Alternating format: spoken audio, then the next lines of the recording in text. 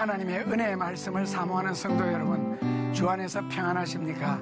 이 시대는 그 어느 때보다도 성경 말씀을 통하여 인도받아야 할 영적으로 대단히 혼란한 시대입니다. 그러다 보니 예수님이 말세에 대해서 예언하시면서 마태복음 24장 3절에 가장 먼저 하시는 말씀이 사람들의 미혹을 받지 않도록 준비해라, 유의해라, 사람의 미혹을 받지 않도록. 그래서 이사야서 9장 16절에 보면은 잘못된 인도자를 만나서 따르다가 인도를 받는 자가 망하는도다 그랬습니다. 인도하는 자가 망하는도다 아닙니다. 이미 망했으니까요. 그래서 인도를 받는 자가 망한다. 그렇다면은 인도자의 중요성, 목회자의 중요성이 그 어느 때보다도 중요합니다. 이것이 마태복음으로 넘어오게 되면은 이제 소경을 인도하는 경우가 나옵니다. 소경을 인도하는 경우가 있고, 소경이 눈뜬 사람을 인도하는 경우가 있고, 눈뜬 사람이 소경을 인도하는 경우가 있고, 인도자도 눈을 뜨고 또 따르는 자도 눈을 뜬다면은 아마 금상첨화가 되겠죠. 그러다 보니 잘못된 인도자를 만나서 따르는 자들이 망한다면 이사야서 10장 3절에 멀리서 환란이 다가올 때 너는 어디에게로 피하겠으며 누구에게로 도망가겠느냐. 그래서 양들이 도망갈 수 있는 장소는 예수님 하면 예수님은 부활 승천하셔서 하늘에 계시기 때문에 너무 까마득한 분이고 신앙 고백으로 예수님인데, 실제로 이 땅에서 지금 우리는 목회자의 인도를 받으니까 목자를 따라야 되는데 누구에게로 가겠으며 어디로 피하겠느냐는 이사야서 10장 3절에 멀리서 환란이 다가와서 너희 앞에 닥쳤을 때에, 결국 마태복음 24장 47절 46절 이하에 나오는 것처럼 지혜로운 목회자를 만나서 미리미리 말씀을 듣고 준비를 해야 되는 시대가 아닌가. 그래서 원어 성경의 연구가 꼭 필요하고, 성경을 한 부분을 확대시켜서 보면은 자가당착에 빠질 수가 있습니다. 그래서 다양한 각도에서 성경을 다양하게 연구해서 거기서 귀하고 바른 부분을 찾아가는 것이 필요한 것이다. 그러면 목사님 생각에는 어느 쪽이에요? 그거 공부할 때 하겠습니다. 오늘은 그것을 공부하는 것이 아니고 여러분들이 한 번씩 다 들었을 14만 4천 명, 여기에 대해서 공부를 하고자 합니다. 14만 4천 명에 대한 신학적인 학설들이 있고 거기에 대한 해석이 있습니다. 그래서 그것을 쫓아가는데, 문제는 무엇이냐면은 14만 4천 명 소리를 여러분들은 어디에서 들으셨어요? 이거 이단들이 사용하는 단어입니다. 성경에는 요한계시록 7장 4절과 계시록 14장 1절에 보면은 14만 4천 명에 대해서 두 군데 나옵니다. 그런데 성경의 귀한 단어들이요, 이단들이 먼저 사용합니다. 왜냐하면 예를 들어서 휴거라는 단어는 성경에 없습니다. 없다고 해서 그러면 휴거 이야기가 없느냐? 성경에 여러 군데 있습니다. 많이 있고 노골적으로 기록된 데도 있습니다. 데살로니가 전서 4장 17절에 4장 16절에 보면은 그리스도 안에서 죽은 자들이 먼저 일어나 하늘에 올라가고 그 후에 우리 살아남은 자도, 데살로니가 전서 4장 17절에 무슨 말씀이 나오느냐면 우리를 공중에 끌어올려 공중에서 주님을 영접하게 하시리니 18절에 이 여러 말로 우리가 서로 위로하자, 이렇게 나옵니다. 그러다면 끌어를 한자로 바꾸면은 끌 휴자가 됩니다. 올려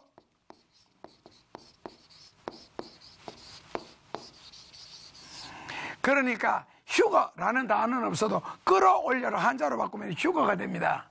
예를 들어서 삼위일체라는 단어는 성경에 없습니다. 그러나 우리는 마태복음 3장 22절 이하 끝절까지 보면은 성령의 비둘기같이 나타나는 거, 이는 내 아들이라는 하나님 아버지의 음성, 그리고 아들이 되는 예수 그리스도가 그 자리에 계십니다. 그래서 신학적으로 우리가 우리의 형상을 따라 사람을 지을 때 창세기 1장 27절 28절에요. 우리가 우리의 형상을 따라. 이거 3인칭 단수잖아요. 그러면 분명히 그럼 우리가 몇 명이냐? 연구하다 보니 결국 마태복음에서 삼위가 나타났는데 이분들이 하나라는 거예요. 그래서 삼위일체라는 신학적인 단어가 만들어졌습니다.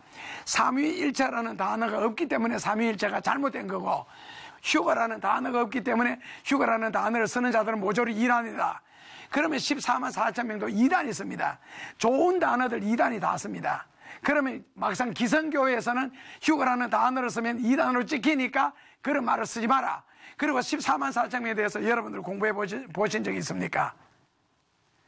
그러니까 안 가르치는 거예요. 왜? 첫째로는 신학적인 확신과 자신이 없고, 둘째로는 연구할 정도로 왜 이런 걸 연구해서 안 가르쳤는지. 설교에도 결론 부분이 가장 중요한 말씀 나옵니다. 서론은 서론이고 본론은 전개입니다.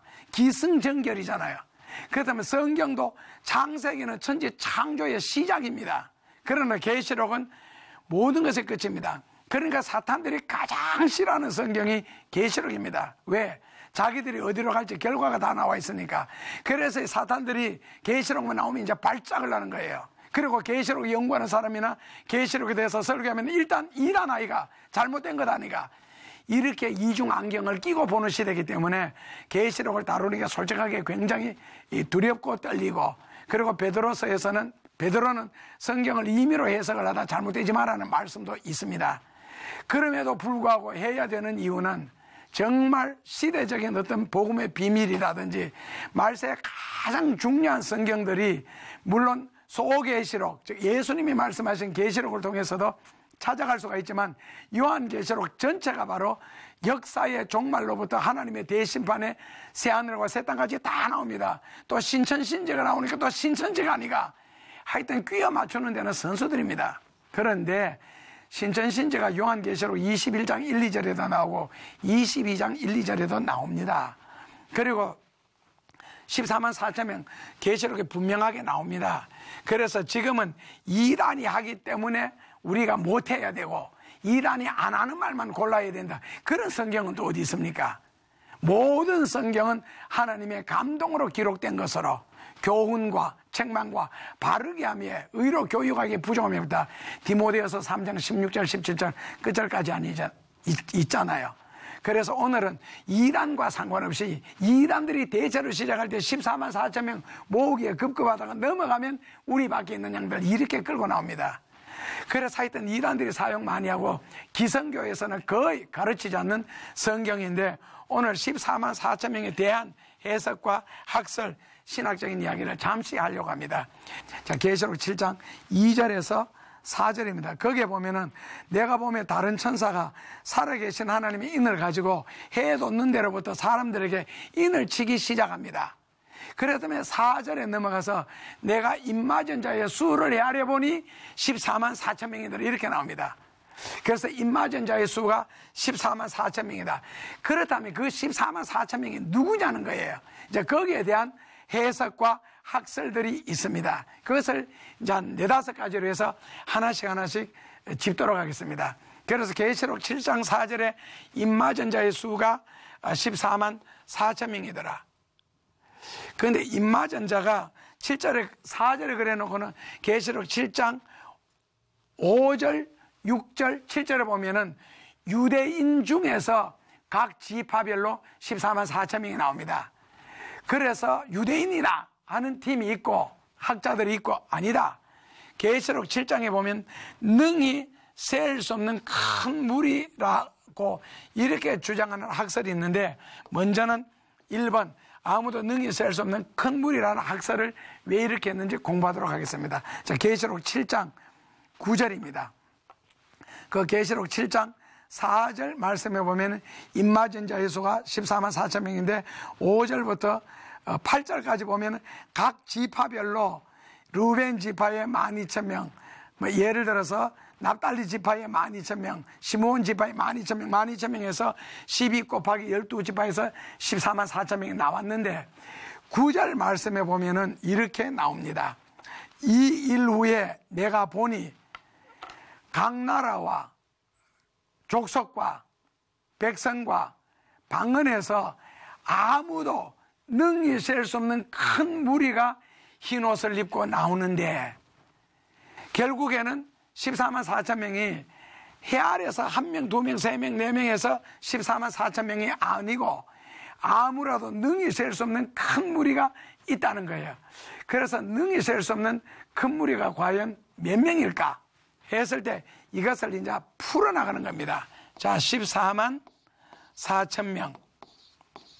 14만 4천 명은 계시록 7장 5절에서 8절에 보면은 12지파에서 12,000명씩 이 인마전자가 나옵니다.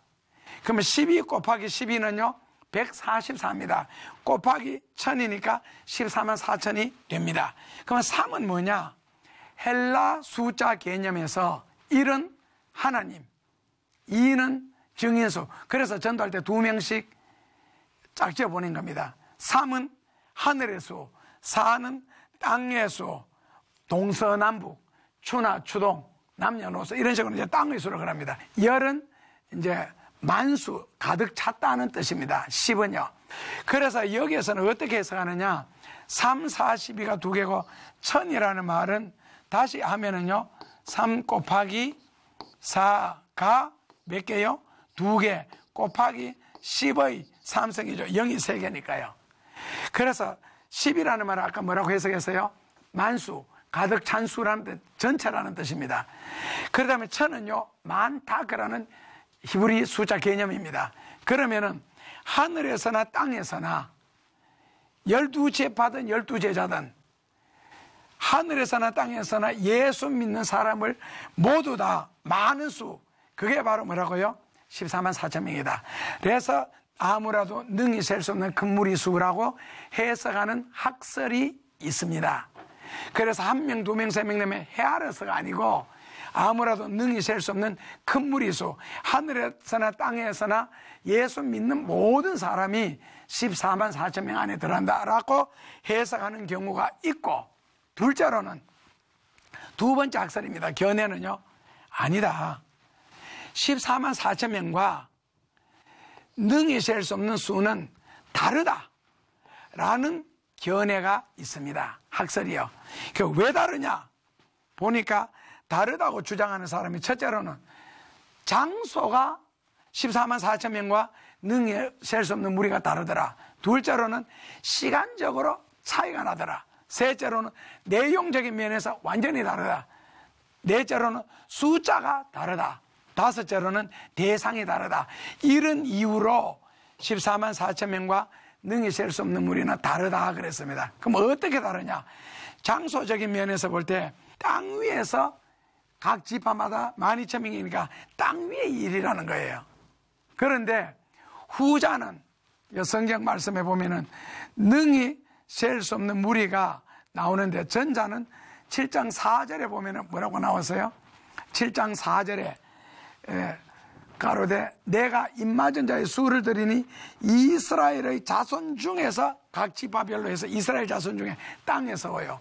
후자는 즉 능히 셀 수 없는 무리는요 7장 여기 7장 9절 말씀해 보면은 7장 9절에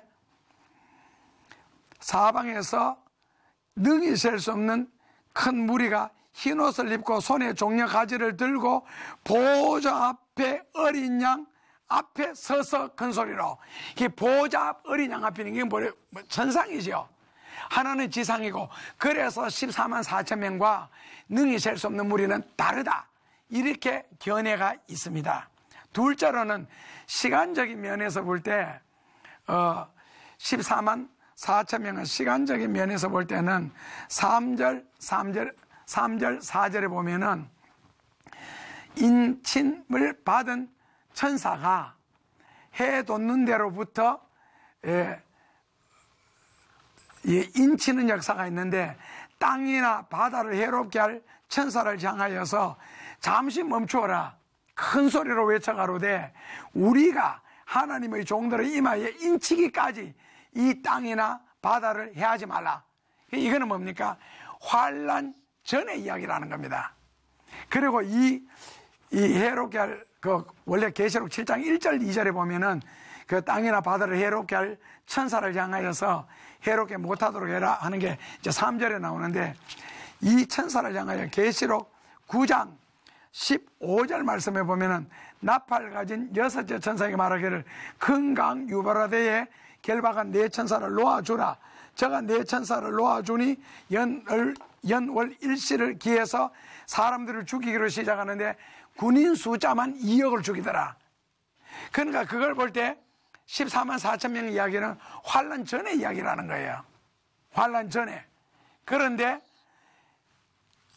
이 능히 셀 수 없는 후자는 환란 후라는 거죠. 왜? 계시록 7장 14절 말씀에 보면은 내가 가로되 주여 당신이 알리다. 그러니까 13절 말씀에 장로 중에 하나가 응답하여 내게 이르되 이 흰옷 입은 자들이 누구며 어디에서 왔느냐라는 질문을 합니다. 13절에 흰옷 입은 자들이 능히 셀 수 없는 무리들은 흰옷 입은 무리들입니다. 여기서는요, 흰옷 입은 무리들 누구며 어디서 왔느냐 하니까 14절에 이는 큰 환란, 우리말로 바꾸면 대환란입니다.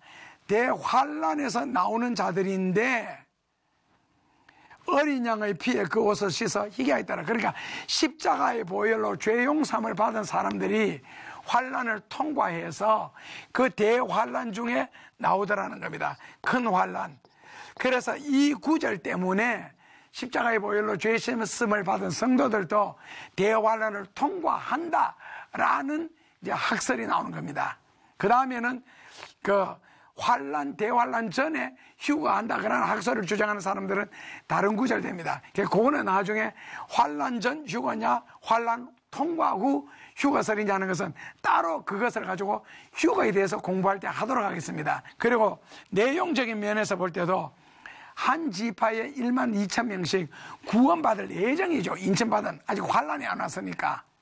계시록 7장 5절에서도 8절까지요. 환란받은 예정인데 이미 그 능히 셀 수 없는 무리는 7장 9절에 보면 능히 셀 수 없는 무리가 종려나무 가지를 들고 예수님 앞에 이미 섰습니다. 그러다 보니까 구원받을 예정이 아니고 이미 구원받은 자들인 거예요. 그래서 이거는 다르다. 그 다음에 셋째로는 숫자가 다르다. 한쪽에는 12,000명씩 14만 4천 명이다 라고 못이 박혀버렸고, 한쪽에는 능히 셀 수 없는 무리니까 예수 믿는 사람은 전부 다다, 이렇게 또 해석을 하게 됩니다. 그리고 대상이 다르다. 유대인의 12지파, 한 지파에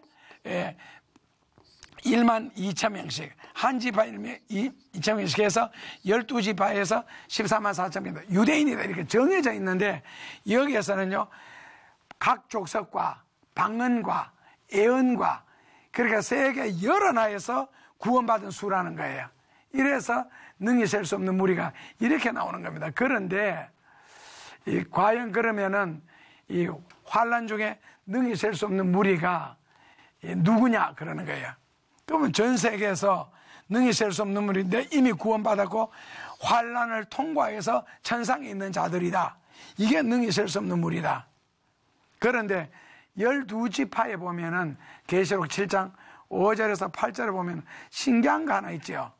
거기 뭐가 나오느냐 하면은 12지파 이름은 창세기 49장에 야곱이 12아들을 데려다 놓고 하나씩 안수하면서 축복 기도하는 장면이 나옵니다.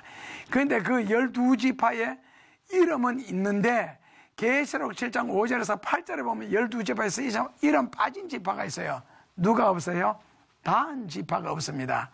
다한 지파가 없는 대신에 그 12아들 중에 누가 들어갔느냐? 5절 끝에 보면은 므낫세 지파가 들어갔습니다. 므낫세 지파가. 므낫세는 누구냐? 요셉의 두 아들이 창세기 48장 1절에 보면은 요셉에게 두 아들이 있는데 므낫세와 에브라임이더라, 이렇게 나옵니다. 나중에 지파로 나올 때는 요셉 지파라는 말은 요한계시록에는 나오는데 창세기에는 므낫세 지파, 에브라임 지파 나옵니다. 그런데 어쨌든 이스라엘의 그 야곱의 12아들 중에서 다한 지파가 분명하게 있는데, 그러면은 요한계시록 7장 5절에서 8절에도 다한 지파가 들어가야 되고 므낫세 지파가 빠져야 됩니다. 원래 성경적으로는. 그런데 다한을 빼고 다한 대신에 므낫세를 여기 넣은 거예요. 그렇다면 여기서 궁금한 것은 다한 지파를 뺀 이유가 무엇일까? 다한 지파를 뺀 이유가요, 첫째로는 창세기 49장 17절에 창세기 49장 17절에 보면은 아버지 야곱이 예언을 할 때 다한을 향하여 무슨 예언을 했어요? 너는 길의 뱀이요 첩경의 독사로다 하는데, 이 첩경의 독사가 누구냐면은 창세기 3장 15절에 여자기 이야기가 나오면서 구원받는 이야기가 나옵니다. 거기에 독사가 그 발 뒤꿈치를 무는 내용이 나옵니다. 그러니까 결국에는 그 인류를 구원하는 일에 있어서 타락시키는 자가 다한이라는 겁니다. 첫째로는요. 그리고 요한계시록 12장 그 8절 이하에 읽어보면은 뱀은 뭐라고요? 용이요 사탄이다. 붙잡고 보니 용이요 사탄이요 뱀이다. 그래서 이 다한 지파가 바로 이런 식으로 묘사됐고요.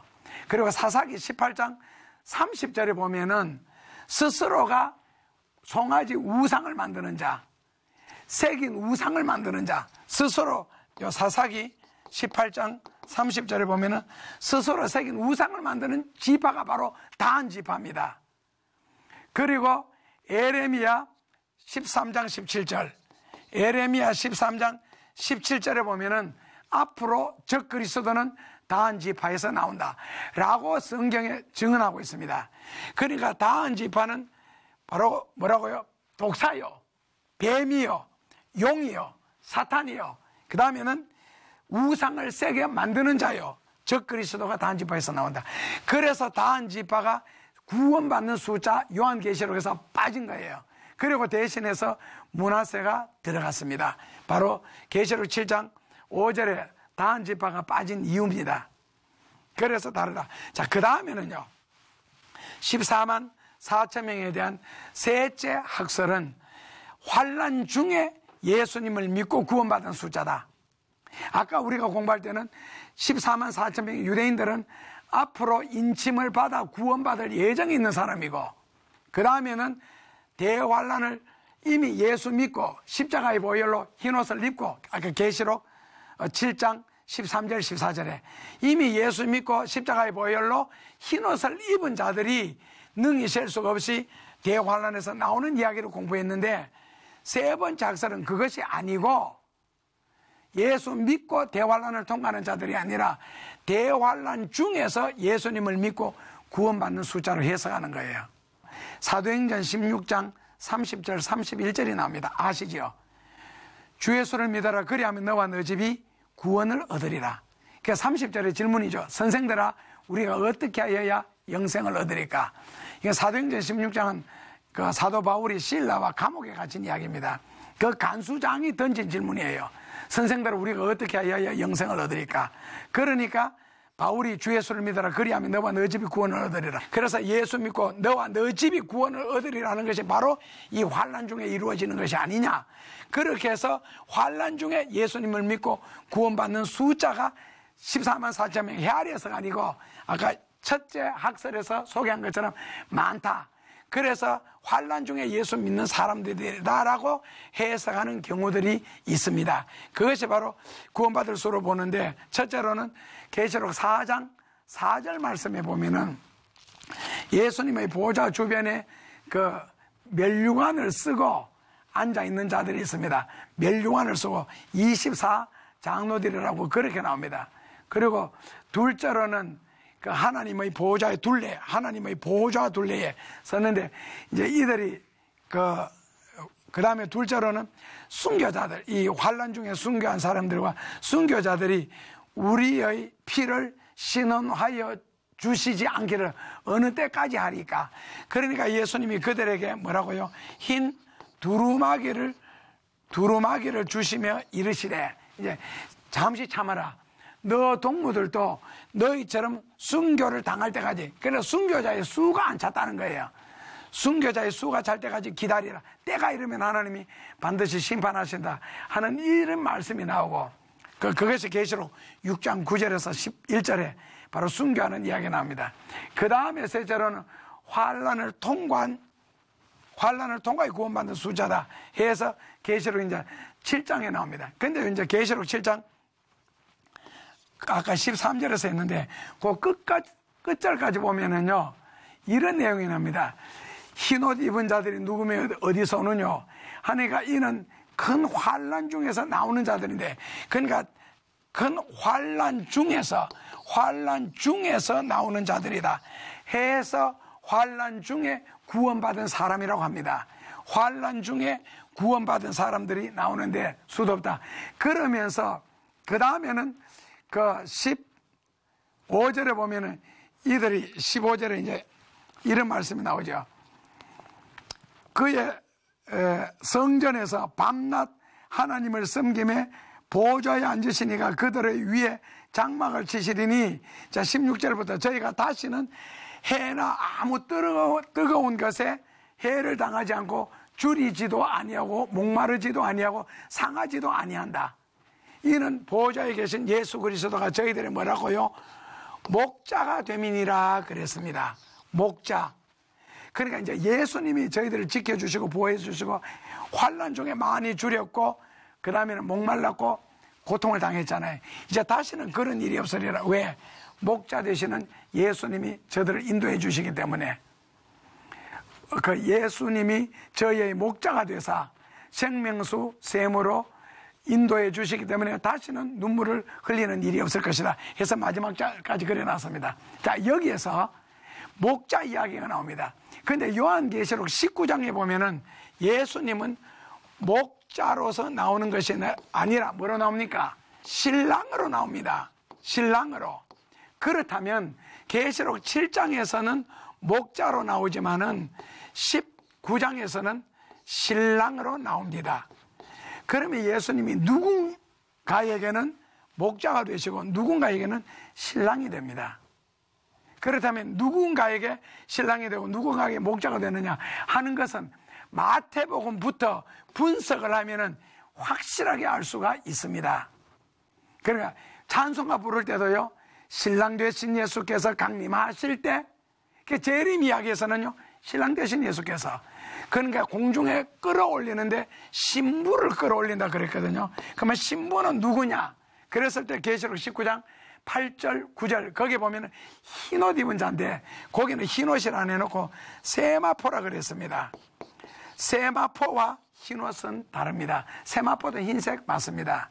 그런데 흰옷을 입는 방법은 계시록 7장 14절에서 흰옷은요, 십자가의 보혈로 죄 씻음을 받은 자는 흰옷 입었다 그럽니다. 그런데 계시록 19장에서는요, 십자가의 보혈로 죄 씻음을 받고 그 다음에는 성도들의 옳은 행실로 말미암아 세마포를 짠다. 그래서 섬김, 봉사, 전도, 헌신, 선교, 이런 성도들의 옳은 행실이라는 거 있잖아요. 옳은 행실이 올이 돼가지고 옷을 짜는 걸 세마포라고 합니다. 그렇다면 십자가에서 구원받은 강도 같은 경우에는 세마포가 있겠어요? 없겠어요? 당연하게 없겠죠. 그래서 지난번 시간에 목욕탕 비유를 들면서 그 불 속에서 구원받는 이야기 나옵니다. 그러나 이거는 산순교자들, 주를 위해서 헌신한다, 희생한다, 섬긴다, 봉사한다, 하고 싶은 말이 있어도 참아야 된다, 견뎌야 된다, 나보다가 남을 낮게 여겨야 된다는 낱말 그대로 성경을 그대로 몸으로 살아온 신자들, 그것이 바로 세마포를 입는다. 이 사람들을 성경에는 신부라고 불렀고 그 신부의 신랑이 바로 예수 그리스도라는 겁니다. 그런데 오늘 대환란 중에서 나오는 자들에게는 목자가 되사 그랬습니다. 그러니까 주를 위해서 희생한 흔적, 상처받은 흔적, 천국의 상위 군인이 된 흔적이 없다는 겁니다. 단순하게 입술로 예수 믿고 시인했을 정도. 그래서 마태복음 7장 21절 잘 아시죠? 나더러 주여 주여 하는 자마다 천국에 들어갈 것이 아니에요. 그런 이야기부터 그 다음에는 똑같이 모판에서 싹이 터서 자라서 쪄서 논에 옮겨서 똑같이 자랐는데 꽃이 피는 것까지는 똑같은데 수정이 되면 알곡이 되고 수정이 안 되면 쭉정이가 되거든요. 그래서 알곡과 쭉정이 이야기. 그 다음에 처녀 비유에서 지혜로운 처녀와 어리석은 처녀, 그거 다 흰 옷 입고 신랑을 기다렸잖아. 다 예수 믿었습니다. 자꾸 어리석은 처녀들 지옥 갔다 그러는데, 지옥 갈 처녀가 왜 신랑을 기다립니까? 흰 옷 입고 등을 들고. 타이밍이 나빴지요. 신랑이 오는 순간에 등불이 꺼져가니까, 꺼져서 자기 신분을 못 밝히니까 결국 기름을 사러 갔다가 늦어서 혼인잔치 자리에 못 들어간 거거든요. 그래서 구원은 받았는데 혼인잔치 자리에 못 들어갔다는 겁니다. 보수주의 계통에서, 정통주의에서는 바로 휴거 문제를 이런 데서 다룹니다. 그 다음에 열문화 비유에서도 이제 한 문화 그대로 가져온 사람, 한 달란트 가져온 사람, 한 달란트 가져온 사람이 왜 불신자입니까? 교회에서 직분을 맡았는데, 한 직분 맡았느냐, 두 달란트 두 직분을 맡았느냐, 다섯 달란트 다섯 가지 맡았느냐, 신앙생활 좀 열심히 하면 다섯 가지 받습니다. 구원사에다가 여전도 임원에다가 주일학교 교사한다든지 뭐 성가대 한다든지 하면요 다섯 달란트 됩니다. 근데 불신자인데 교회 재정부 좀 맡아달라, 이런 건 없잖아요. 그게 한 달란트 이미 직분을 받았는데 그 정도로 구원의 확신이 있고 교회에서 인정했기 때문에 직분을 맡겼는데 충성하지 않았다 해서 지옥 갔다, 이건 아니잖아요. 그러면 예수 믿고도 충성 안 하면 다 지옥 갑니까? 그게 말이 안 되는 이야기잖아요. 그래서 이 목자와 신랑은 다르다는 겁니다. 분명히 대상도 다르고. 그래서 예수 믿고 환난 중에서 나온 숫자라고 해석하는 경우가 있고, 그 다음에는 어떤 사람들은 14만 4천 명 그대로다. 실제로 성경대로 사는 사람이 몇 명이 있느냐, 말씀 그대로 순종하며 사는 사람들이 몇 명이 있느냐 하면서 소돔과 고모라에서도 몇 명 구원받았어요. 롯과 두 딸밖에 완전한 구원 못 받았잖아요. 롯은 있잖아요, 나오다 중간에 망했고 죽었고. 그리고 이스라엘 백성들 신학적으로 약 300만 명이 애굽에서 나왔지만 결국 가나안에 들어간 사람은 여호수아와 갈렙, 멀쩡한 사람은 두 사람밖에 없지 않았느냐. 그리고 20세 이하 광야에서 다 죽었다는 거예요. 20세 이상은. 그 다음에는요, 그 소돔과 기생라 여리고성이 무너질 때도 거기에서 결국 기생과 그에게 속한 사람만 구원받았지 18만 명이 다 죽었다는 겁니다. 그리고 예수님도 뭐라 그러셨어요? 누가복음 18장 8절에서 인자가 올 때에 세상에 믿음을 보겠느냐, 믿는 자를 보겠느냐가 아닙니다. 지금 기독교 인구가 15억이 넘습니다. 믿음을 보겠느냐. 교회 다니는 어텐딩 처치맨들, 교인들은 수도 없이 보지만은 정말 성도답게 성경 말씀을 그대로 살려고 억울한 일, 피해를 받아가면서 핍박과 고난을 받아가면서 지금 성경대로 살려고 하는 사람이 몇 명이나 되겠느냐. 14만 4천 명도 많다는 겁니다. 이런 식으로 따지면은. 그리고 인자가 올 때 세상에 믿음을 보겠느냐 하면서 디모데후서 3장 1절에 말세가 이르렀을 때에 말세 때 이런 처참한 일이 생긴다.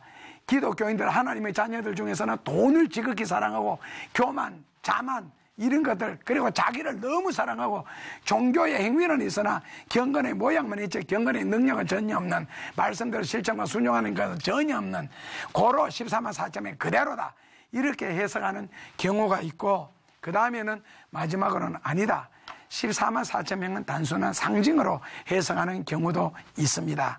그러니까 선택은 자유지만 이 14만 4천 명을 가지고 다섯 가지로 신학적으로는 해석을 합니다. 마지막 이 시대에 살아가는 우리 신불신간의 말세라고 하는 이 때에 어떻게 하든지 계시록 3장 10절에 있는 말씀처럼 한번 깨달은 말씀을 끝까지 인내로 실천하다가 어느 한날 영광의 날이 이를 때 그 영광의 자리에서 여러분들이 뵐 수 있기를 주님의 이름으로 축원합니다.